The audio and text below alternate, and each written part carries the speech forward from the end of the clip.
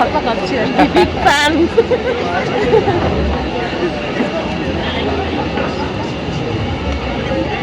তো আমাদের নতুন অ্যালবামের সেলিব্রেশনে এটা একটা পার্সোনাল সেলিব্রেশন যে শ্রাবন্তী আমাদের সঙ্গে যোগ দিল, খুব বড় ব্যাপার। ভীষণ এক্সাইটেড, আমি স্পিচলেস, কি বলবো জানি না।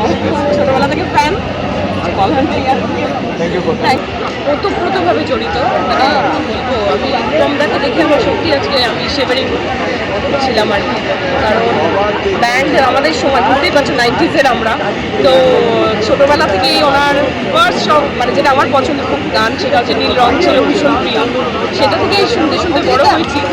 আর তার তো মানে শিকাগোতে লাস্ট আমার ওনার সাথে দেখা হয়েছিল, তো আবার আজকে দেখতে পেয়ে সত্যি আমি আপনার। আরেকটা জিনিস হচ্ছে ব্রেকআপের পর আমরা খুব রূপমদার গান শুনতে ভালোবাসি, কারণ খুব হেল্প করে। আমি ব্রেকআপ ছাড়াও রুমকি শুনেছি, এতই পছন্দ আমার। মানে কোনো কিছু রিজনের জন্য রূপমদার গান নয়, সবসময় শুনতে ভালো লাগে। ঠাকুমার ঝুলিটা নিয়ে লাস্টে একটু বলে দাও।